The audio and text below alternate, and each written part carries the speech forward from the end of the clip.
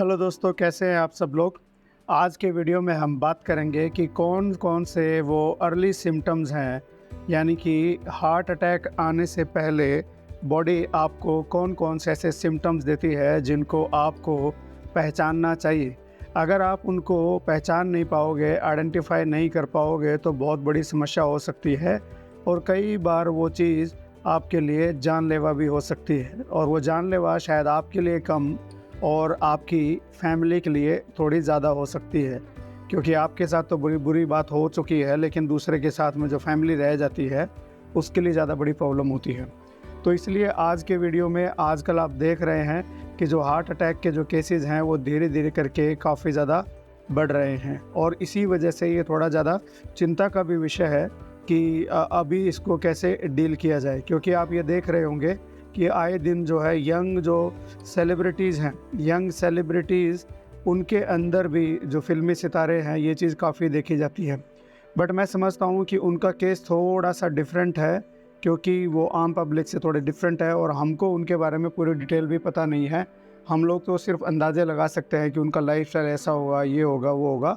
But मैं उस चीज़ के बारे में बात नहीं करूँगा फ़िलहाल, वो फिर कभी बात करेंगे कि जो सेलिब्रिटीज़ में है कि उनके अंदर क्या रीज़न्स हैं जिसकी वजह से बड़ी यंग एज में उनके अंदर जो है हार्ट अटैक की प्रॉब्लम रिपोर्ट हो रही है और केसेस जो उसके बढ़ रहे हैं। इसको बहुत सारे लोग जो है कोरोना और कई सारे की चीज़ों के साथ जोड़ते हैं। मैं उनकी बात नहीं करूँगा, चाहे कोई भी हो, कोई भी रीज़न है, लेकिन उसके ऐसे कौन कौन से सिम्टम्स हैं जो आपको हार्ट अटैक होने से पहले आपको वो आपके सामने नज़र आएंगे। उनको समझ कर, उनको पहचान कर आप काफ़ी ज़्यादा प्रॉब्लम से बच सकते हो। तो बात करेंगे कि कौन कौन से अर्ली सिम्टम्स है जो आपको इशारा करेंगे कि आपको हार्ट अटैक हो रहा है या होने वाला है। और ये वीडियो मेरा ख़ास तौर से उन लोगों के लिए है जिनके अंदर ऐसा कोई रिस्क फैक्टर नहीं है, ऐसा कोई हैबिट नहीं है, कोई ऐसी चीज़ नहीं है जो कि हार्ट अटैक को प्रमोट करती है, राइट। जैसे कि अगर आपकी उम्र ज़्यादा हो गई है तो हमें पता है कि ज़्यादा उम्र में इसके चांसेस बढ़ जाते हैं। फिर किसी का बहुत ज़्यादा वज़न बढ़ा हुआ है, ठीक है, या फिर किसी के घर में फैमिली हिस्ट्री है हार्ट अटैक की, किसी को घर में पहले हार्ट अटैक हुआ है, माँ बाप भाई बहन में, उनके अंदर इसका चांस ज़्यादा है। अगर आपको हाई बीपी की शिकायत रहती है, आपके अंदर ज़्यादा चांस है। अगर आपको डायबिटीज़ की प्रॉब्लम है तो आपके अंदर ज़्यादा चांस है। इन सब सिचुएशन में, या आपका कोई लंबा ट्रीटमेंट चल रहा है क्रॉनिक बीमारी के लिए, उस सिचुएशन में भी आप जो है इस चीज़ के लिए प्रोन हो सकते हो। आपके जो चांसेस है वो ज़्यादा बढ़ सकते हैं जब ये इस तरह की, या फिर यूँ कहिए कि किसी के अंदर पहले से ही कोई कार्डियक प्रॉब्लम या हार्ट प्रॉब्लम, जो पहले से ही हार्ट प्रॉब्लम है, तो उनके अंदर जो है इसके चांस जो है बहुत ज़्यादा होंगे। तो इसलिए वो तो पहले से ही सचेत है। डेफ़िनेटली ये वीडियो उनके लिए भी है, क्योंकि उनको पता रहेगा कि भाई हमको पहले से ही रिस्क ज़्यादा है, और अगर रिस्क ज़्यादा है तो हमको जो है कोई भी चीज़ को इग्नोर नहीं करना है, हमको नज़रअंदाज नहीं करना है। सो इग्नोर नहीं करेंगे तो इसलिए यह वीडियो आपके लिए भी ज़रूरी है।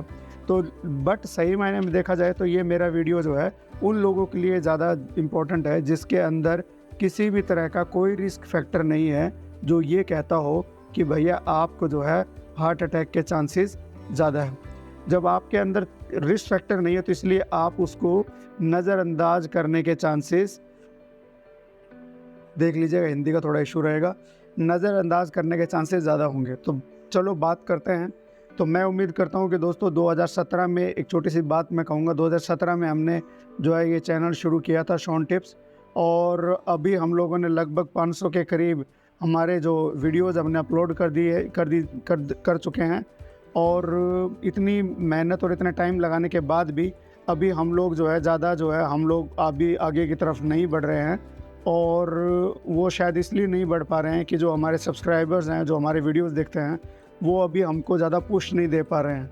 जब आपकी हेल्प मिलेगी, आपका सपोर्ट मिलेगा, तो हम इसको आसानी से आगे की तरफ बढ़ सकते हैं। तो आपके हेल्प की बहुत ज़्यादा ज़रूरत है, सपोर्ट की सख्त ज़रूरत है, तो इसको थोड़ा ध्यान दीजिए इस चीज़ पे। तो सबसे पहला जो लक्षण जो बात करते हैं, जो सबसे पहला जो सिम्टम है कि अनएक्सप्लेन्ड वीकनेस होती है, यानी कि आपने कोई बहुत ज़्यादा काम नहीं किया है, बहुत ज़्यादा थके हुए नहीं हैं, आपको कोई किसी तरह का फ़ीवर नहीं है, बुखार नहीं है, किसी भी तरह की आपने बहुत ज़्यादा एक्सरसाइज नहीं करी है, उसके बावजूद भी आपको बहुत ज़्यादा वीकनेस महसूस हो रही है, कमज़ोरी महसूस हो रही है, हाथ पाँव में बिल्कुल जो है जान है ही नहीं, तो उस सिचुएशन में आपको ये चीज़ का ध्यान देना है कि हो सकता है कि आपको हार्ट प्रॉब्लम या हार्ट इशू हो।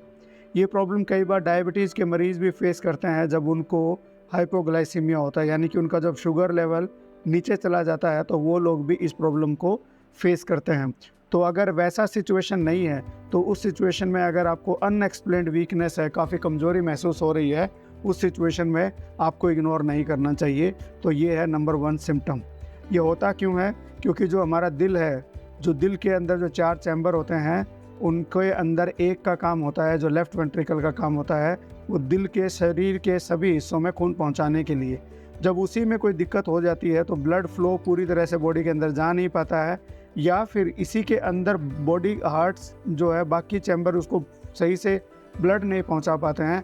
उस सिचुएशन में आपकी बॉडी के अंदर जो है ब्लड और उसके न्यूट्रिएंट्स है, वो ऑक्सीजन और बाकी सब चीज़ें कम होने लग जाती है, और जब वो चीज़ें कम होने लग जाती है तो सही से काम नहीं करती है, तो अनएक्सप्लेन्ड वीकनेस हो सकती है।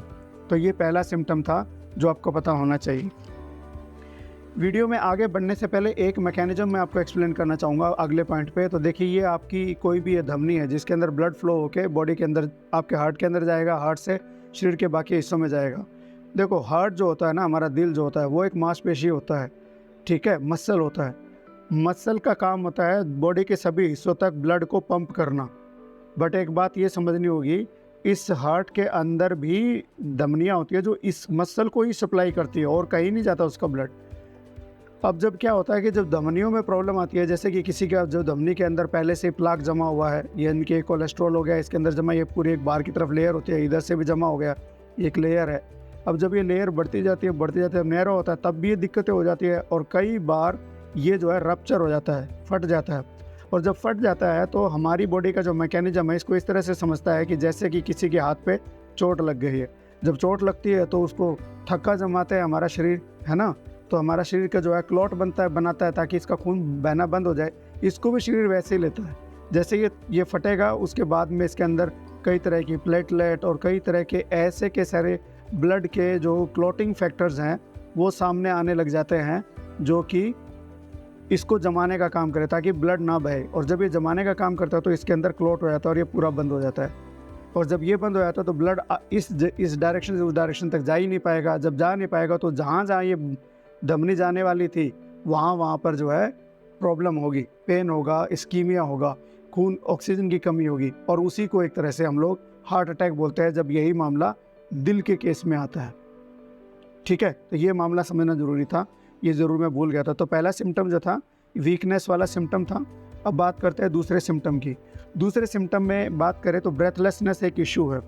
देखो, मैं चेस्ट पेन को शुरुआत में इसलिए नहीं ले रहा हूँ क्योंकि दिल में जो छाती में दर्द होना भी बहुत इंपॉर्टेंट सिम्टम है, लेकिन ये बहुत कॉमन है, लोगों को इसके बारे में पता भी चल जाता है। लेकिन मैं वो सिम्टम बता रहा हूँ जो इनको लोग इग्नोर कर देता है। सबसे पहले इसके बारे में भी बात करूँगा।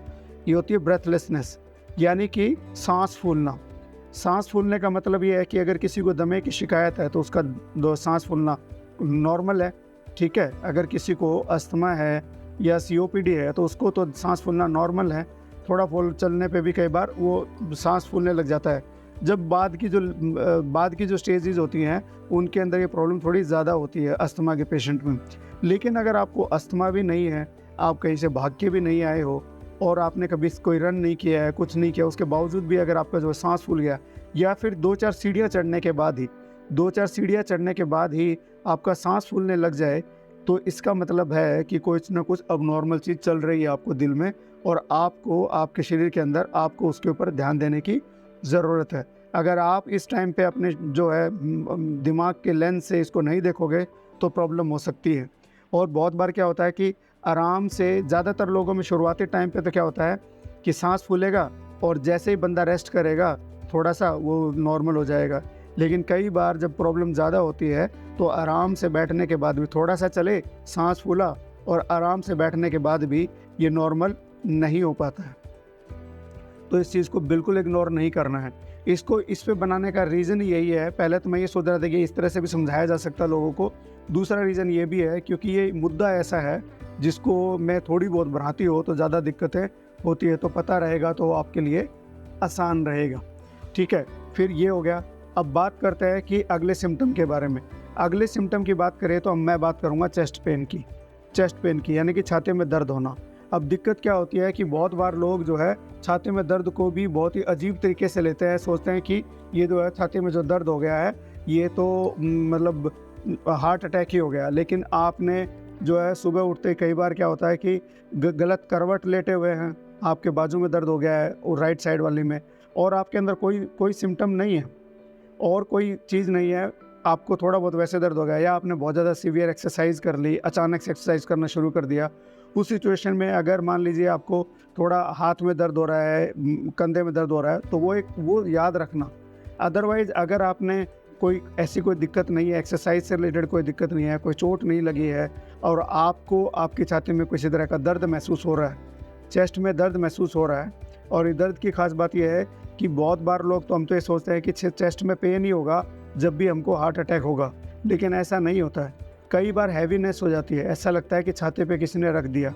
आपका जो गला है आपको सफोकेशन लगेगी, जैसे कि किसी ने आपका गला दबा रहा है, बल्कि आपको कोई दिक्कत नहीं है, आपका गला दबा रहा है ऐसे ही लगेगा, हैवीनेस लगेगी और कई बार जलन महसूस होती है।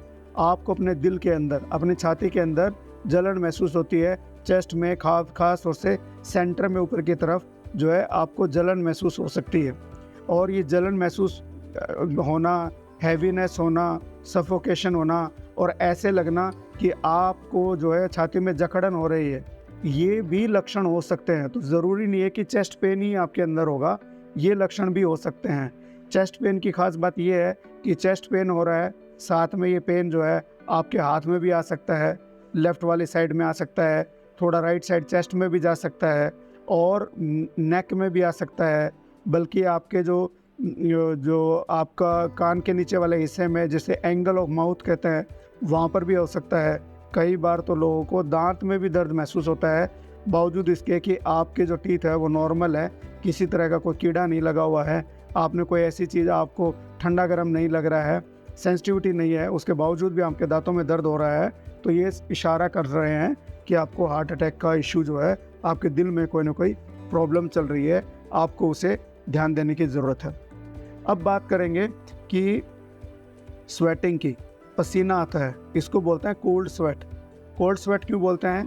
कि बंदे को पसीना आ रहा है और एसी में बैठा है, पंखे के नीचे बैठा है, कोई काम कर नहीं रहा है, कोई एक्सरसाइज नहीं करी, कहीं से रन करके नहीं आए, कहीं से कोई सीढ़ियाँ नहीं चढ़ी, और बावजूद उसके आपको घबराहट महसूस हो रही है, साथ में पसीना आना शुरू हो गया है और पसीना भी फटाफट पसीना आना शुरू हो जाता है, और तो वो क्या होता है, ये इशारा कर सकता है कि आपको ये प्रॉब्लम जो है कार्डियक इशू हो सकता है। तो आपको इग्नोर नहीं करना चाहिए। ठीक है, तो ये बड़ी ज़रूरी चीज़ है। स्वेटिंग है, कोल्ड स्वेट होता है, और इसके अंदर जो है एसी के अंदर बैठ के भी, यानी कि ठंडी जगह पे बैठे हुए भी बिना कुछ करे आपको पसीना आता है और फटाफट पसीना आता है, घबराहट होने लग जाती है, तो ये इशारा कर रहा है कि आपको जो है जो दिल की प्रॉब्लम में कुछ, दिल के अंदर कुछ ना कुछ ऐसा इशू चल रहा है, तो आपको इग्नोर नहीं करना है, बिल्कुल ध्यान नहीं देना है, अपने ज्ञान का लेंस लगाना है इसके ऊपर और फिर समझना है। आपको जाके अपने डॉक्टर को जाके दिखाना चाहिए। क्यों होता है ये? क्योंकि बॉडी के अंदर कई तरह के स्ट्रेस हार्मोन्स होते हैं, क्योंकि बॉडी, आपके जो दिल में स्ट्रेस आ गया है, स्ट्रेस आने की वजह से अब आपके ब्रेन के पास में मैसेज आएगा कि भैया आप, मेरे अंदर कुछ ऐसा चल रहा है, आप कुछ कर। ब्रेन जो है आपकी बॉडी के अंदर जो किडनी के ऊपर एक ग्लैंड लगा होता है टोपी के साइज़ में, ये इसको मैसेज देगा और ये बहुत सारे कैटेकोलामीन रिलीज़ करेगा, और ये कैटेकोलामीन क्या करेगा, ये एकदम से जो है पसीना आएगा शरीर में, एकदम से पसीना आएगा, बहुत सारी घबराहट होगी आपको, तो ये सब दिक्कत हो सकती है। तो ये इस वजह से होता है। ठीक है, तो ये हो गया। अब बात आती है कि आपका चेस्ट पेन की बात भी हो गई। अब बात चेस्ट पेन के अलावा, घबराहट के अलावा, पसीना आने के अलावा कुछ और भी सिम्टम्स हैं जो हो सकते हैं। जैसे कि आपका पैर है, पैर में एंकल एडिमा हो सकता है, जैसे ये टकना हुआ, ये बाहर की तरफ की जो, इसके ऊपर जो है, ये पैर के ऊपर जो है एडिमा हो सकता है, स्वेलिंग आ सकती है, इसको बोलते हैं एंकल एडिमा। जब आप इसको दबा के देखोगे तो ऐसे गड्ढा सा बन जाएगा, इसको बोलते हैं पिटिंग, यानी कि इसके अंदर जो एडिमा होता है वो पिटिंग एडिमा होता है, दबाओगे तो कई बार थोड़ा समय लगता है इस गड्ढे को भरने में, तो वो पिटिंग एडिमा होता है। और ये कई बार एकदम से नहीं है कि आज अचानक से ही हो जाएगा, ये दूसरी बीमारियों में भी हो सकता है, ठीक है। ये दूसरी बीमारियों में भी हो सकता है, ज़रूरी नहीं है कि दिल की बीमारी में ही हो। लेकिन मुझे लगता है एज ए डॉक्टर कि ये किसी भी बीमारी में हो, इसको कभी इग्नोर मत करो, नेवर इग्नोर। एंकल एडिमा को कभी इग्नोर नहीं करना चाहिए, आपको हमेशा ध्यान रखना चाहिए इस चीज़ के बारे में।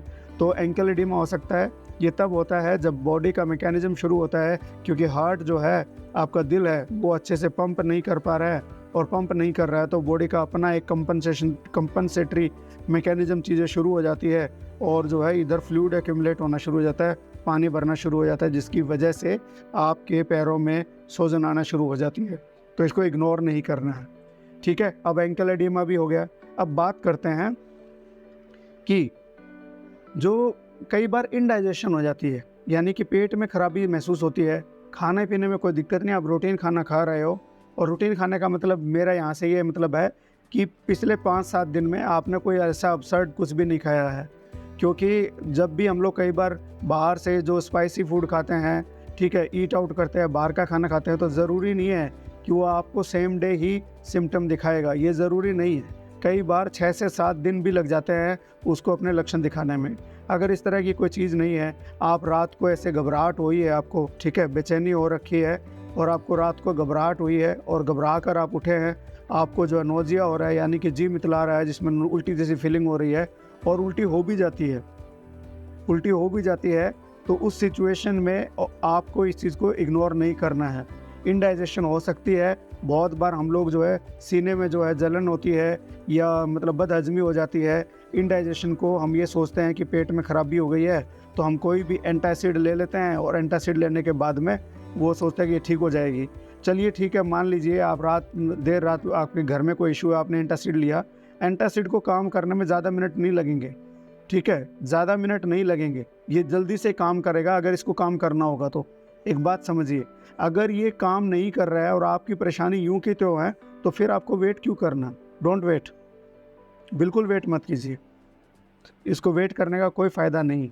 क्योंकि जो आपका हार्ट अटैक के सिम्टम्स हैं, हार्ट रिलेटेड इशू हैं, वो एसिडिटी की तरह हो सकते हैं, हम इग्नोर कर देते हैं। क्योंकि बहुत लोगों को जब बहुत स्ट्रॉन्ग एसिडिटी होती है, तो उनके जो है गले में बहुत ज़्यादा जलन होना, सीने में जलन होना, बल्कि फेस के ऊपर और मतलब कंधे तक भी बहुत ज़्यादा जलन होती है, और वो इसको गैस्ट्राइटिस मान लेते हैं, लेकिन उसको इग्नोर नहीं करना है। अगर आपने एंटासिड ले लिया है तो वो जल्दी से काम करेगा, नहीं तो फिर वो, इसका मतलब है कि उससे ठीक नहीं हो रहा है, इसका मतलब है कि वो प्रॉब्लम नहीं है अगर उसको काम करना होता तो इसलिए इसको इग्नोर नहीं करना है। उन लोगों को तो बिल्कुल इग्नोर नहीं करना है जिनके अंदर डायबिटीज़ का प्रॉब्लम है, बीपी का ट्रीटमेंट चल रहा है, ठीक है, जिनके अंदर हिस्ट्री है, इन लोगों को बिल्कुल इग्नोर नहीं करना चाहिए।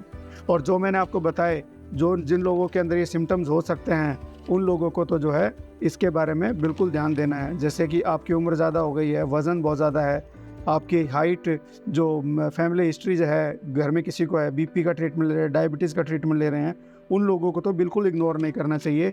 ये सारे के सारे लक्षणों पे आपको ध्यान देने की ज़रूरत है, बिल्कुल भी उसको इग्नोर मत कीजिए। तो ये सारे वो लक्षण थे जो आपको ध्यान देने चाहिए, आपको नोटिस में आना चाहिए। और इसलिए ये वीडियो उस पर्टिकुलरली उस बंदे के लिए नहीं है, ये पूरी फैमिली के लिए है। फैमिली में हर एक बंदे को ये देखना चाहिए। अगर ये वीडियो देखना बड़ा ज़रूरी है, ताकि उनको इसके बारे में एक बेसिक अवेयरनेस रहे, और आप जो है अपने आप को प्रोटेक्ट कर सको। क्योंकि हर बीतते 30 मिनट के बाद में जैसे ही आपको प्रॉब्लम हुई, जितना टाइम बीतेगा उसी हिसाब से आपका जो उसके वजह से नुकसान होने के जो चांसेस है वो बढ़ता जाएगा। जैसे जैसे समय बीतेगा उसका नुकसान जो है बढ़ता जाएगा। इस सिचुएशन में करना क्या है? करना सिंपली ये है कि आपको अलर्ट हो जाना है, ठीक है। अगर आपको पहले से ही हार्ट प्रॉब्लम है तो डॉक्टर ने दवाई दी होगी, घर में डिस्प्रिन या डिस्प्रिन ही होती है, डिस्प्रिन की टैबलेट भी रख सकते हैं जब इस तरह की सिचुएशन आती है। तो बाकी अगर आपका पहले से ट्रीटमेंट चल रहा है तो डॉक्टर खुद से भी दवाई देता है कि जब इस तरह का पेन हो या कोई दिक्कत हो तो ये ट्रीटमेंट आपको लेना है। तो जब भी ये दिक्कत आती है तो आपको हॉस्पिटल जाना है। हॉस्पिटल में एक बेसिक चीज़ होती है, वो होती है ईसीजी, कि आपको ईसीजी जो है वो करवानी चाहिए। इसके साथ में ट्रोपोनिन टेस्ट होते हैं, वीडियो बनाया हुआ है ट्रोपोनिन टी और ट्रोपोनिन आई के ऊपर, तो वो वीडियो आपको ज़रूर देखना चाहिए कि हार्ट अटैक के लिए कौन सा टेस्ट करवाना चाहिए। बहुत लोग जो है हार्ट अटैक के लिए टेस्ट करवा लेते हैं और कई बार टेस्ट करवाने के बाद में वो नॉर्मल आता है, बट सही मायने में क्या होता है कि वो टेस्ट अगर हार्ट अटैक है किसी बंदे को तो वो टेस्ट आता ही कुछ घंटों के बाद में, 6 से 8 घंटे के बाद में। तो पहले करवा लेते तो नॉर्मल आते हैं, फिर अपने घर आ जाते हैं। घर आते हैं तो कुछ टाइम के बाद में पता लगता है कि नहीं, वो तो हार्ट अटैक था। तो इसलिए डॉक्टर से मिलना है, ऐसा नहीं अपने लेवल पे टेस्ट करवाया और अपना वापस आ गए। डॉक्टर ईसीजी करेंगे, आपका ट्रोपोनिन टेस्ट कर सकते हैं, साथ में आपका जो है ट्रेडमिल टेस्ट भी कर सकते हैं और ज़रूरत अनुसार जो है एंजियो वगैरह कर सकते हैं। बट आपको जो है डॉक्टर अपनी ये पहले से ही देखो, हर फैमिली एक अच्छा डॉक्टर है उनके हिसाब से जो है वो सही डॉक्टर जो उनके हिसाब से जो उनको समझता है, जिनको जो अपने डॉक्टर को समझते हैं, वो अपने डॉक्टर से जो है पहले से ही मतलब ये डिसाइडेड होना चाहिए। अगर घर में किसी को ये सारी दिक्कतें हैं तो पहले से डिसाइडेड होनी चाहिए और ये बात करनी चाहिए इस बारे में कि अगर कोई इशू होता है तो कौन से डॉक्टर को दिखाना चाहिए। पता भी होता है हम सबको, आपके शहर में, आपके एरिया में कौन सा डॉक्टर अच्छा है जो जल्दी जल्दी काम करते हैं। तो ये सब चीज़ों का ध्यान रखना है। तो ये टेस्ट करवा सकते हैं। अपनी मर्ज़ी से सेल्फ़ टेस्ट मत कराने का कोई फ़ायदा नहीं है। हाँ, रूटीन आपको अपना हेल्थ चेकअप करवाना चाहिए।